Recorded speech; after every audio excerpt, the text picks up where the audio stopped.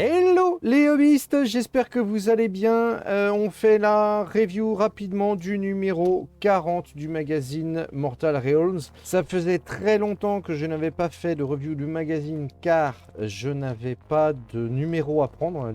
J'avais plein de numéros qui ne m'intéressaient pas. Donc je me suis concentré sur vraiment les numéros qui m'intéressaient.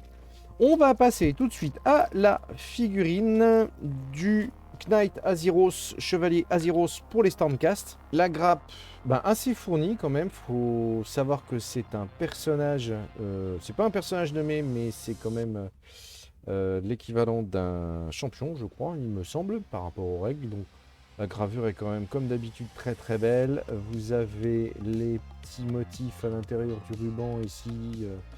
Ce qu'on appelle les sauts de pureté, dans 40 000 qui sont très très bien faits, le gravage est très beau.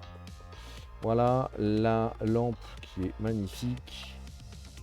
Le petit piaf, le petit faucon qui va avec, ça va être une très très belle figue à peindre.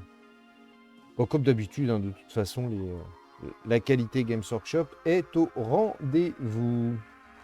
Le socle, c'est un socle de 50. Une très très belle figue. On passe au magazine, donc Chevalier Azyros, le Knight Azyros, Lost d'Emeraude de Damolinder et votre plus grande bataille. Donc là, ça veut dire qu'on va commencer à rentrer dans le sérieux, parce que c'est vrai que ça fait beaucoup de numéros que j'ai sauté, donc je ne sais pas trop où ils en sont au niveau de la progression des règles. Comme d'habitude, descriptif de la figurine qu'on a dans le magazine, donc le Chevalier Azyros.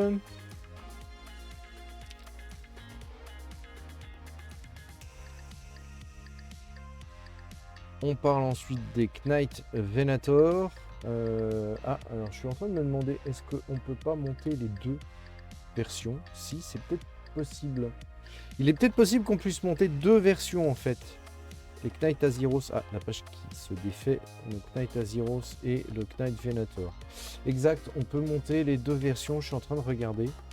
Oui, puisque vous avez l'arc ici et vous avez la lampe ici. Donc ça sera au choix. Vous pouvez monter les deux versions apparemment. Et ça, c'est pas mal. Pour le même prix en plus. Les équipements célestes. Donc descriptif de Lost d'Emeraude.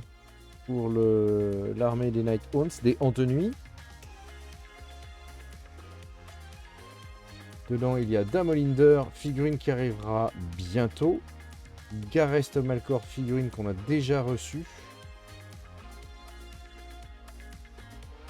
Et la cavalerie spectrale qui arrivera aussi bientôt. Donc le guide d'assemblage. Les consignes de sécurité sont passées en haut. Sectionner, coller, voilà comment monter la figurine. Donc je pense qu'il précise les options possibles. Donc ça c'est la partie commune. Et là, ça c'est la partie avec le Knight Azyros. Voilà, pièce supplémentaire. Ce guide peut être utilisé pour assembler le chevalier Venator ou le chevalier Azyros. Ce guide permet d'assembler le Knight Azyros. Quand vous aurez terminé, il vous restera plusieurs pièces destinées au chevalier Venator. Donc le guide de peinture.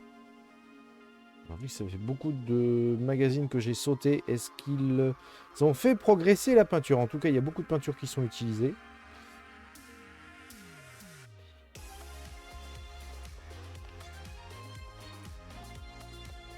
Ah oui, le guide de peinture est un petit peu plus poussé. Ça, c'est très bien. Ils font pousser un petit peu le level au niveau de la peinture. Et c'est quand même pas négligeable.